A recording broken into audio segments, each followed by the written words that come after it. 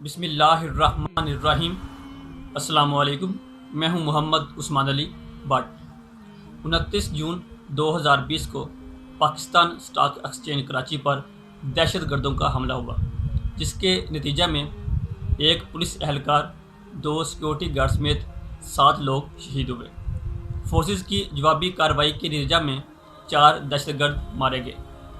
یہ ایک بہت بڑا سانحہ تھا 2020 کا پاکستان میں۔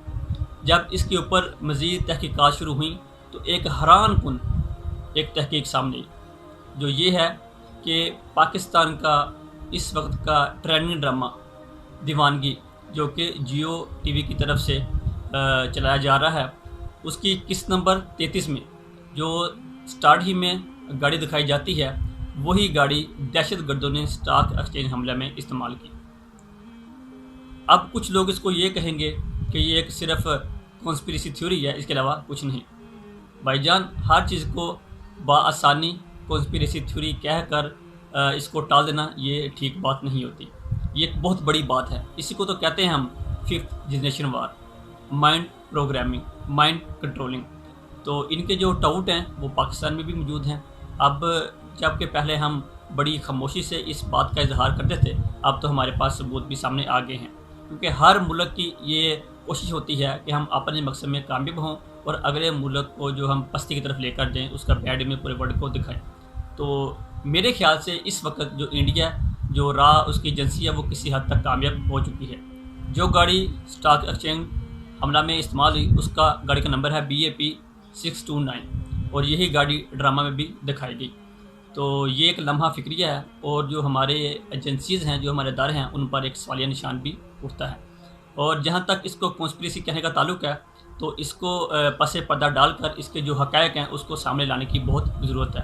اور یہاں پر ایک بہت بڑا سوال وہ جیو پر بھی اٹھتا ہے۔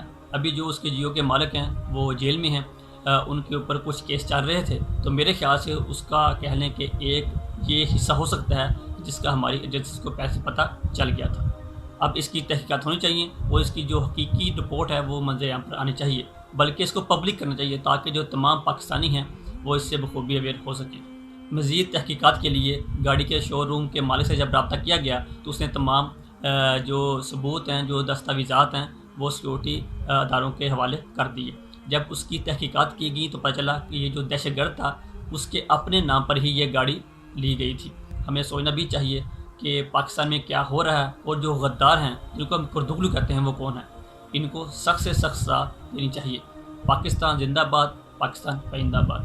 اور جو تمام دوست احباب ہیں وہ کمنٹ میں اپنی رائے کا لازمی اظہار کریں کہ اس کے پیچھے کیا وجہ ہو سکتی ہے۔ جو میرے نزدیک تھی وہ میں نے آپ کو بتا دی ہے، 5th جنریشن وار، مائنڈ پروگرامنگ اور کولڈ وار، اس کے علاوہ کچھ نہیں ہو سکتا، اور یہ حقیقت ہے، اتنا کنفرم ہے۔ اب تک اتنا ہی، انشاءاللہ اگلی ویڈیو میں اگلے عنوان کے ساتھ پھر حاضر ہوں گے۔ تب تک محمد عثمان علی بٹ کو دیجیے اجازت۔ اللہ کے بعد۔